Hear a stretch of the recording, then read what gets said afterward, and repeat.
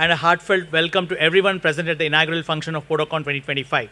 I would just want to give a background of PODOCON itself. It's before we actually get on to the inauguration. It's both a privilege and a personal joy to welcome you to the 7th edition of PODOCON, our flagship event that brings together the science, strategy, and soul of diabetic foot care. Today also marks the foundation day of Food Secure and our new kid on the block, Stride Aid, a journey that began with simple but urgent belief that feed deserves focus. What started as a clinical vision has grown into a movement, with clinicians, surgeons, scientists, and innovators joining hands to protect, preserve, and heal limbs. From offloading and dressings to biomechanics and regenerative therapies, PODOCON has evolved into a platform that doesn't just follow the science but shapes it. This year, we take up perhaps the most formidable challenge of all, infections in diabetic foot, and our theme reflects that war with the bugs. Because every infection is a battle with time, resistance, bugs to save, and the tissue, we are honored and humbled by the presence of several distinguished dignitaries on the dais with us today. I would like to welcome Dr. Uma Nambiar, CEO of Bakshi Parsarthi Hospital and Institute of Science, a visionary in the healthcare systems and transformation, who will be our chief guest.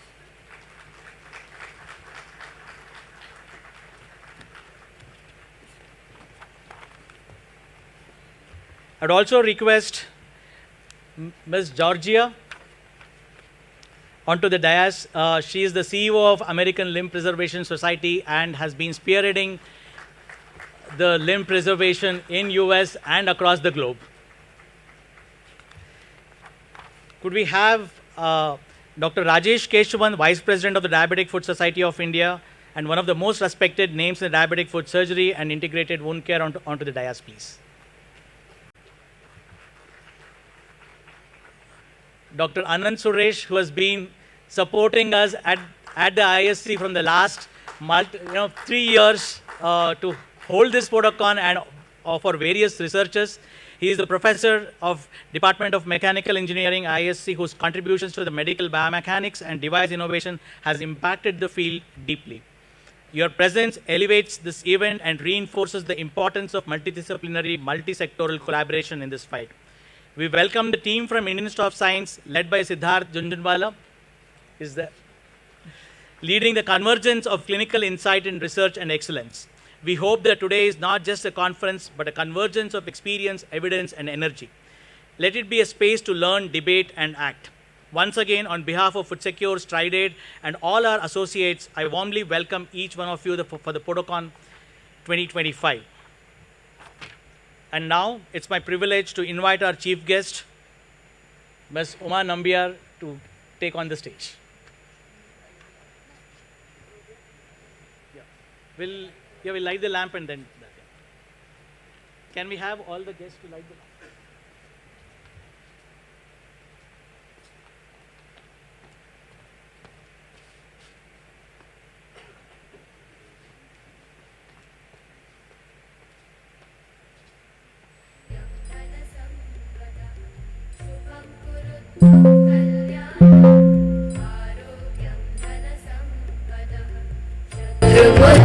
विनाशाय दीपज्योतिर्नमोस्तुते दीपज्योतिर्नमोस्तुते दीपज्योति परब्रह्म दीपज्योतिर्जनार्दनः दीपज्योतिर्परब्रह्म दीपज्योतिर्जनार्दनः दीपो हरतु मे पापम् सन्ध्यादीप नमोस्तुते दीप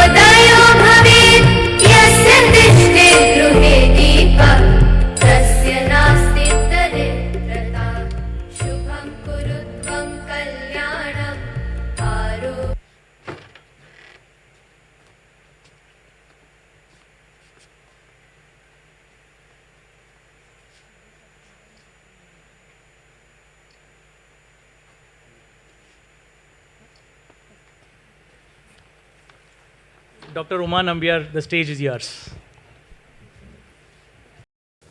Good morning, everyone, or it's almost early afternoon, I should say. So now that I've got bumped up in the absence of Dr. Manjunath to deliver this address, I welcome all of you to the IIC campus, and also I was just, there in the last discussion, and I remembered Camila Rodriguez. 1987, Camila and I worked together. I was a neurosurgery resident. And the first day I was doing a dressing, she surfaced from God knows where. And she said, Uma, remember, you will not dress a wound without telling me. Okay, so every time I dressed a wound, Camila was there. She was there in the operation theatre. She collected all samples. She didn't allow us to aspirate brain abscess. She told us how to reach the brain abscess. She will aspirate. Then she said, then it is all yours, you can do what you want. So from that day onwards, I realized that in your friend circle and your social circle, if you're a surgeon, better have a good microbiologist. But they really save your day because they just help you so much, because they're involved with you in patient care throughout. And I learned from her that the place of the microbiologist is in the wards and in the operation theatres, and not just in the lab. And thereafter, I've been, the learning from her, I've sort of seen that as a practicing neurosurgeon I followed, and in the hospitals that I run, I try to make policies that the microbiologists need to be with the patient as well. So it was a very good recollection, and I went back to 1987 when Camila and Camila is my senior from college, so I could not have said no to her anyway on the day one. So that was one more thing. So today I just wanted to, let you know about what we are thinking of doing in ISC. A lot of people wonder, why is ISC making a hospital? Let me tell you, ISC is not going to be making this hospital. It's not making it because it wants to be in the business of running a hospital. The purpose is much larger. It is to fill a gap in the country that we have about closer dialogues between the doctors and the engineers. And I think here in this forum, you're seeing Dr. Anand Suresh, who's been so closely involved with the clinicians, and Sanjay, and them have been working so well. And I've known Sanjay's work before I think during COVID times. Isn't that when we first connected? Yeah. And since then, and I know that they've been working. The need for such collaboration is much larger, and I think more importantly, the need to not only for smaller things. I mean, we all know that in India today we are making small devices, we are making small, some of the teams from some places are getting together, but there needs to be a stage for a larger dialogue between doctors, engineers, because healthcare is nothing but dependent entirely on technology. All the advances that happen in healthcare is because some engineer somewhere helps a doctor, and we create technology that can help patient care. So why can't we make it in a much more structured form?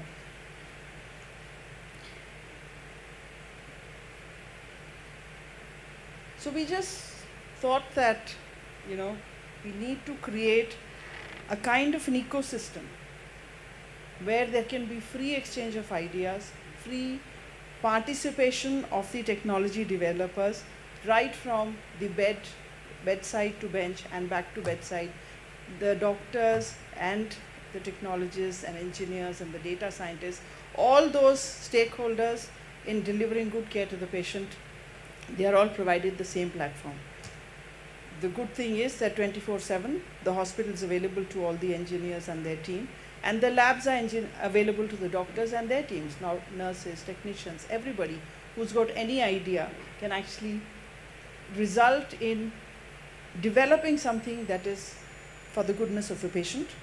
When we develop it in-house, and when we develop it in-house as in India, the costs are much lower. See, you look at healthcare, the entire spectrum, how we are known in healthcare across the world. We are known for very good, effective, and less expensive healthcare delivery across the world. We are known as, real powerhouse of healthcare delivery. We are also known for delivery in our digital technology. We are known for pharma, but we are absolutely nowhere when it comes to medtech and innovation. And unless we cover this, we really will not have, the 360 of healthcare in our hand. We are dependent on imports. We are dependent on very expensive imports and their services. And when we see the world today and the geopolitical scenario of the world, whether it be because of a pandemic like COVID or wars across the world, which every second day there is some country threatening to be on war with something else, there are multiple barriers that are created. So we cannot depend on imports anymore. We've seen that our exports to Africa were nil during COVID, so the industry suffered losses. We know that when a war happens and the ships have to be, routed through longer routes, cost of your equipment becomes threefold. And the delays, because every delay is also expensive. So for that reason, it is imperative that India looks at the possibility of doing medical innovation and technology development in India. And when I say in India, it does not mean buying parts from outside and putting in a box and saying make in India, which is happening. Which also does not mean that we do a process re-engineering of something that is developed outside and then say, okay, this is make in India. No, what I'm saying is that the opportunity is there for us to develop platforms where we go from ground up. We ideate, we design, we start doing our drawings on the tissue paper and then go up and develop high-end technology. That is the need that country has, and the effort that IIC is doing is to make a hospital to really have a place where all of this can be tested. And it is not just for the IIC folks, but this is a hospital where we expect collaboration from across the country. So I don't have to, tell all of you in this audience why IIC. I mean, because we are talking about research in healthcare. Our founding fathers have in their initial charter mentioned health as one of the departments of education that would be here. We started with, I think, chemical engineering at that time, right? Chemistry and electrical engineering as the two departments that started. And it was actually Dr. Suresh who shared with me that information and pointed me to the document which mentions that 112 years ago, Mr. Tata has actually envisaged healthcare as one of the departments that will be here for research in this university. It has taken us 100 years to get there. That's because healthcare education, you cannot just set up a department of healthcare education. You need a hospital. So when you do electrical engineering, you don't need an industry to back it. But when you want to do medical education, you want to have a hospital to back it. So healthcare research has been happening here. I mean, from Dr. Suresh's work and a lot of other scientists who've been working here. But when we want to create the team of doctors who will do research, the clinician scientists, we need to train them through their exposure to PhD programs. So we are doing an integrated MD PhD program. That's the program that we are going to do in our education. So when we have to envisage healthcare education, you need a hospital. And for this ecosystem to really happen, it has taken 100 years for this institute to really get there. And I expect that this will be I would say, a forerunner of such institutes to come up in the country. This will be the first experiment, and obviously we don't have an option to fail. And I expect all of you to contribute to the experiment that we are doing.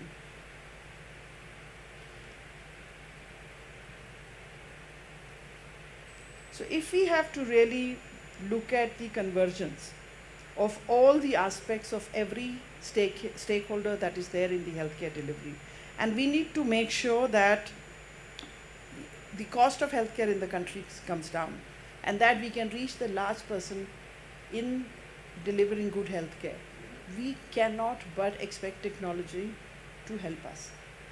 Okay, and most of, when we look at cost of healthcare, where is most of the cost coming from? It's because of the expensive technologies we use. expensive drugs we use, expensive drug delivery systems we use. And can we not make that in India? It is not that we cannot. The question is of how we can come together to make it happen. I'm going to skip this. I mean, this is obviously quality of care, empowering patient. So I want to bring together this whole concept of why now. You know that IISc is well known for its research in basic sciences. We know that in the disciplines of engineering, we're very, very highly placed. We also have a lot of engineers, Dr. Suresh and other engineers who are working here. They do a lot of research in healthcare, but they're dependent on hospitals elsewhere, doctors elsewhere. Very difficult to meet people who are far away. I come from Sri Chitra and we had our own biomedical technology wing. So we had an ecosystem, but we were spread 20 kilometers away apart. So, surgeons don't finish their day till 11 o'clock at night. And engineers actually at biomedical department, biomedical technology department at Chitra used to not be free to meet us after 5 or 6 because they would go home. As a result of which, we hardly ever met. We had to take an appointment with them and make sure, if I had to have an engineer come to my theater, it was a tough task for us and for them because they were involved in something else. They couldn't just walk across. So at IISc, it is just walking across a building. And that is what is the best thing.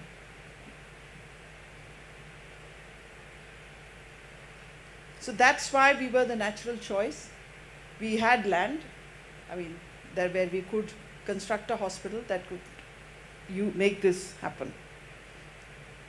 So these are all the research areas that are already, the scientists here are already engaged in. We do a lot of work in vaccines, basic sciences, data science, analytics, computational models of disease. But how would we go to the next level? Okay, and the answer is that unless we have patients right here, we cannot do that. So we're making an 832-bed hospital. For some people, it looks like, oh, so much, but it's not. If you ask me, 832 now seems to be less because of the number of disciplines that we need to have and the number of doctors and the number of disciplines in which we need to have teaching. And then following the NMC guidelines, we can just about have an 832-bed hospital. Hopefully the demand will grow and there will be many more such hospitals that we can support, build, or other hospitals will grow into that. So I talked about the physician scientists that we are going to create. These are some of the research areas in which we are already engaged in. Some of you are also engaged with IISc in some of these research areas.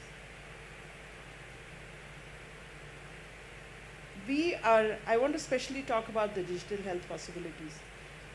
This will be a hospital which, a lot of you have heard of paperless hospitals. This will be a totally paper-free hospital, if you could say that, including not only the EMRs and the HIs. As most people think that EMR and HIs is what makes a paperless hospital. Let me tell you, EMR and HIs is just one small set of what makes your hospital totally digital and totally smart. We are employing technology because if not at IISc, then where else?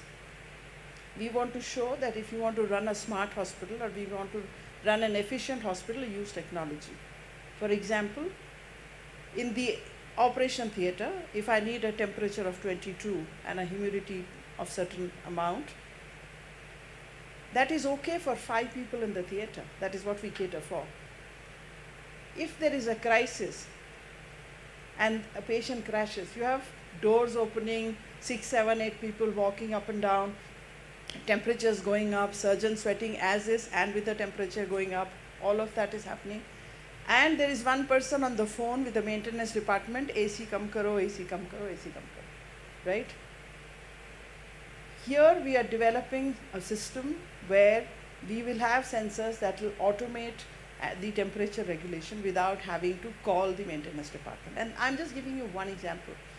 And we are trying to see that we use technology to the optimum effect to make sure that in the hospital we make it efficient in terms of also the running costs, in terms of safety to the patient. At the center of the whole piece is safety to the patient and a delightful atmosphere for the staff that is working.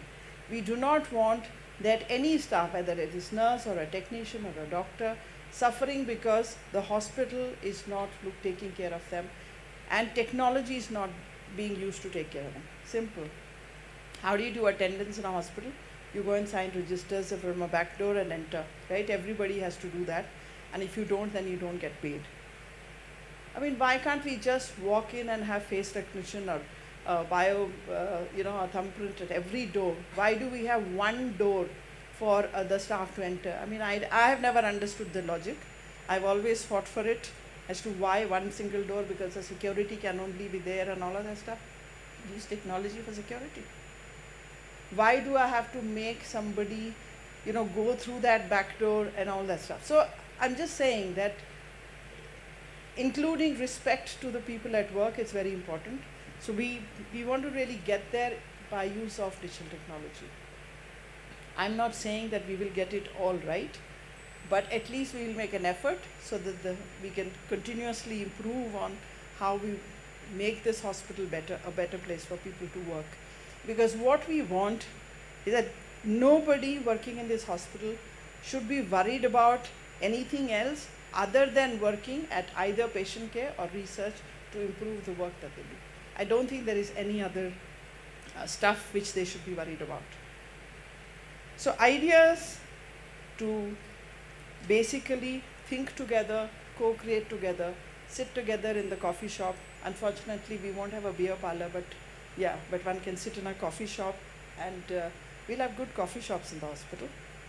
And that's where the ideas need to be seeded. The product of tomorrow that will come out of India, and I'm not looking at a small ECG machine, pocket ECG machine and things like that. No. We are looking at a large radiotherapy equipment. Can it come out of India? Can we look at large diagnostics equipments coming from India? Can we look at technology alternate to ultrasound or magnetic resonance to develop from the physics department here and say this gives you better images? I think that is what the questions are. That is the question that we need to answer. And that is why we are investing in this hospital. It is to look at a bigger picture. It is to look at, we recently got exposed to the capabilities that India has in defense. So from a buyer of defense equipment, suddenly India has become an exporter of defense equipment. Can we look at that in the healthcare technology sector? Can we become a powerhouse of healthcare completely for the world and saying we not only just do good healthcare delivery, but people across the world buy equipment from us because they are safe, they are cheaper, but they are actually technology-wise superior. Today we don't have the confidence that when we look at life-saving equipment to buy something which is made in India, because we don't have stringent quality control measures. We have CDSO which will not respond to your application for 8 months. We need stringent quality control, self-motivation, self-regulation, and have the desire and the hunger to reach there. And that is why we want to make this hospital. So we have, of course, a lot of international national advisory boards and collaboration. IIC, as is, works with a lot of international organizations, and the hospital also will be part of that. And we definitely want to become the game changer for India. Not only for India, but for the world. So this is what the hospital will look like. Okay. The hospital will have treatment facility for teaching beds as well, because we want to have a sustainable model of delivering healthcare. We want to make sure that we are not always dependent on donations and grants from other people. We want to create our own revenue to be able to subsidize all the free beds that are going to be used for research. And I'm so thankful to, I mean, actually, before I met Sanjay, Sanjay asked me, will you have a podiatric department? And I said, yeah, we have. Okay. You know why? Because I worked in Raija Hospital, which had a large diabetic wing and a lot of focus on diabetic foot. So with Dr. Ball and all of these people. So, I mean, some of these things, fortunately, as a clinician, one thing is that I can pick up some of these nuances. Yes, I mean, we would probably go beyond and see what more can be done. So one of the things which, when he asked me and said, how much space will you give me? I said, right now you can't ask for the moon, right? But we have areas called future expansion areas. Any hospital, any department that runs ahead and needs more space, we have space to give. But initially, it will be as per the laws of allocation of space, because real estate is real estate, right? So we do real estate allocation in that sense. But the future of reallocation of the spaces that I have, which are for research, so the departments that deserve more space because of the amount of research that they're doing will be the first priority, not because they're doing more business, but because they're doing more research. As I said in the beginning, the business that I look at is how much research you're doing, and not just ordinarily paper writing research, translational research. There are enough and more papers that are written about. There is enough and more research that doesn't see the light of the day.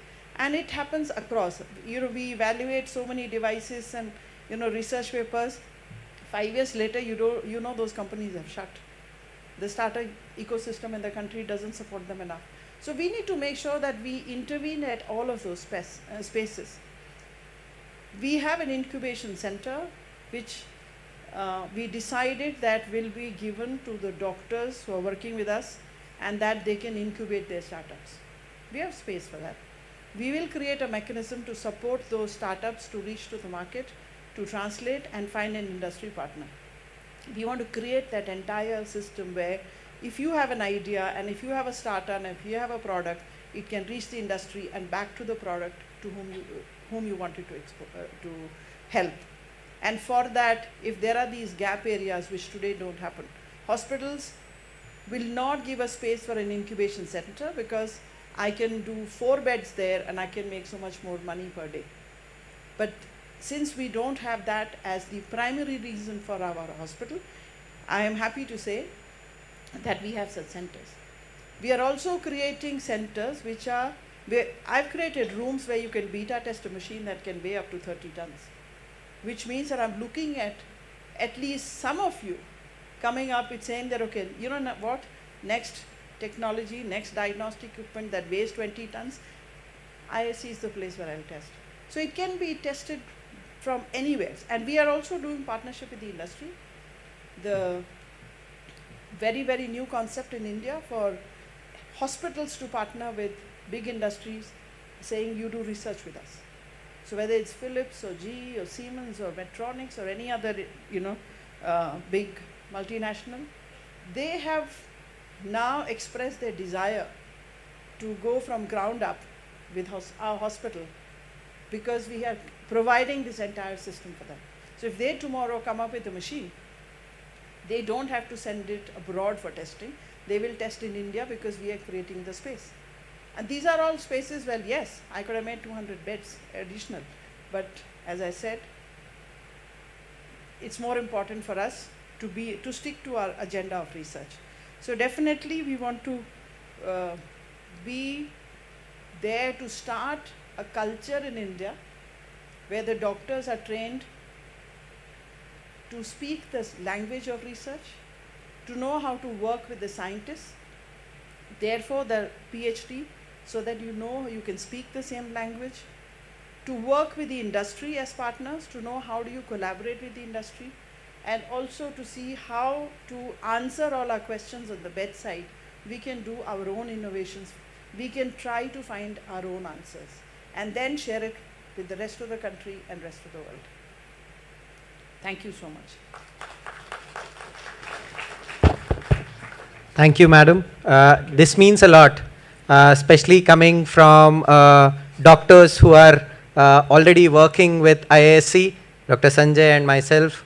And we are the living example that this is possible, because StrideAid has recently been incubated at IISc now. So yes, we will be there, and we are looking forward to all the things, new things that we can do in collaboration with Indian Institute of Science. Thank you so much, madam. And thank you for accommodating a podiatry department, which many of the hospitals do not have. Okay. This now, can we have Dr. Anand Suresh for a brief?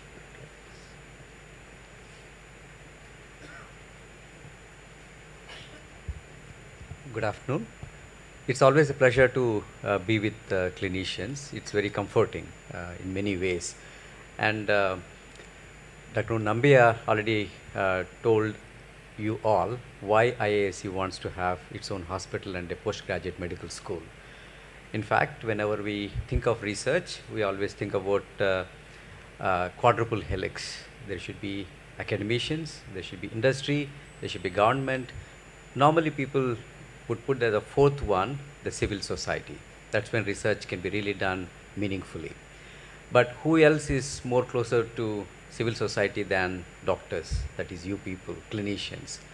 So I would say that in the quadruple helix, I would replace civil society for IISc with medical institutions and clinicians.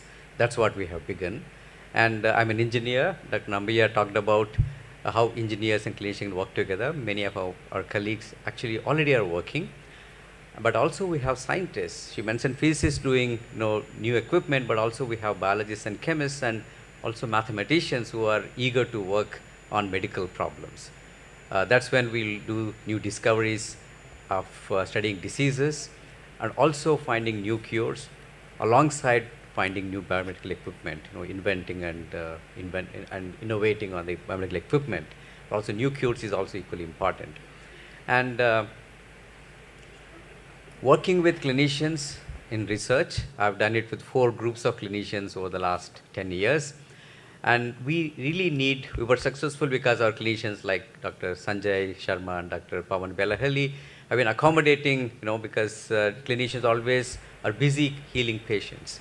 One thing that our hospital and medical school would do is provide dedicated time for you to do research as well. And that is something that they're still doing it, but if you have dedicated time, you can do a lot more. And what do clinicians bring to the table? What I have learned for the last 10 years working with clinicians is that, first of all, clinicians are very smart and very hardworking. Because whenever I try to call them, I hesitate because they may be with the patients, sometimes doing a surgery, and then they have time. Because Dr. Nambia mentioned that sometimes we have to meet them after 11 o'clock or so. It was literally true. In Hyderabad, AIG Hospital, Dr. Nageshwar Reddy, in fact, I had a meeting with him and his colleagues at 11:30 at night.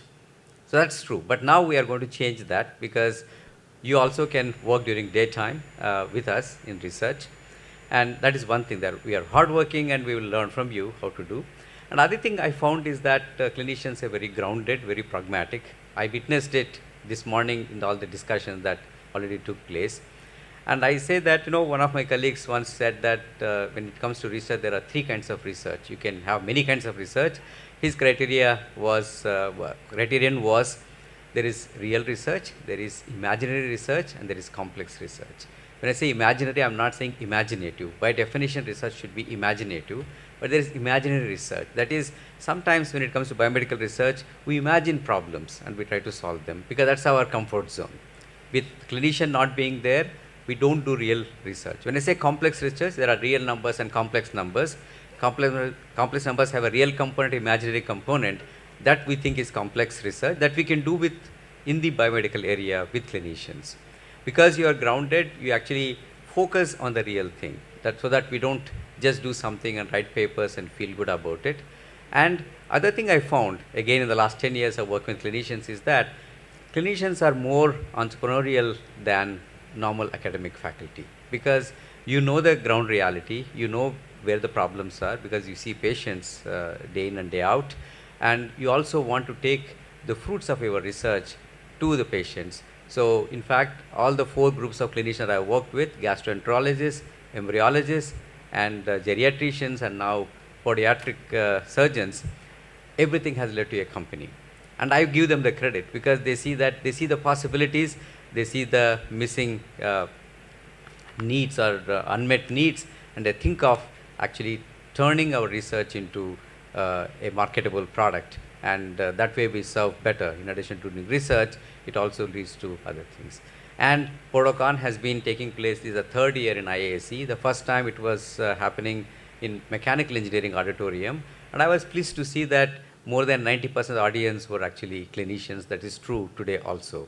And once we have our medical school as well as hospital there, we would look forward to interacting with you more and more. So thank you so much once again for all the support, Dr. Anand Suresh. And can I request Dr. Sanjay to thank the dignitaries on the dais, please, quickly?